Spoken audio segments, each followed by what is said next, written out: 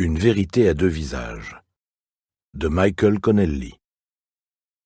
Traduit de l'anglais par Robert Pépin, lu par Jacques Chausse-Pied. Bosch descendit l'allée sur sa gauche et se retrouva devant une demi-porte conduisant à l'arrière du comptoir.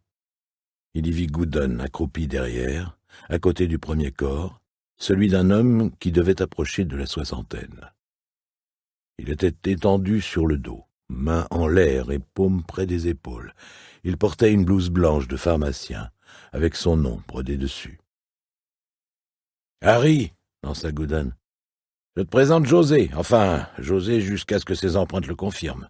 Tir en pleine poitrine, traversé de part en part. » Il simula une arme avec le pouce et l'index pour illustrer son rapport et en pointa le canon sur lui.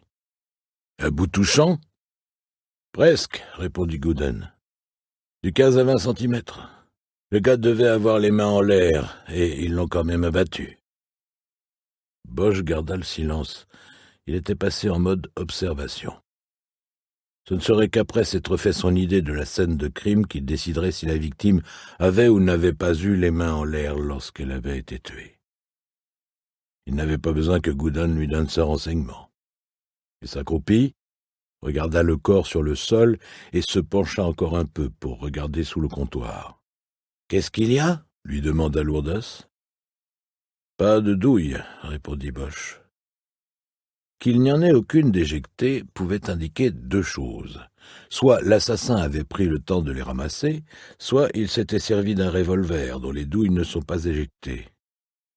Quoi qu'il en soit, le fait était notable. Nettoyer les lieux des éléments de preuve à conviction disait le calcul froid, et se servir d'un revolver pouvait signifier la même chose.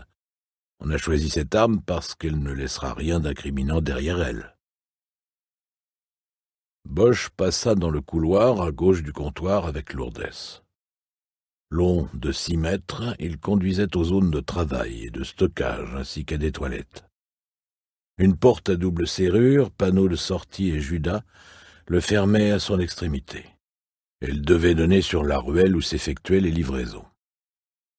Juste devant la porte, Sanders, le deuxième technicien des services du coroner, s'était agenouillé près de l'autre corps, lui aussi d'un homme en blouse de pharmacien.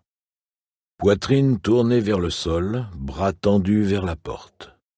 Par terre, un filet de sang. Lourdes emprunta le couloir sur le côté en veillant à ne pas marcher dedans. « Et ici, » reprit Sanders, « nous avons José Junior. 3 points d'impact, dans le dos, le rectum et la tête. Coup de feu très probablement tiré dans cet ordre.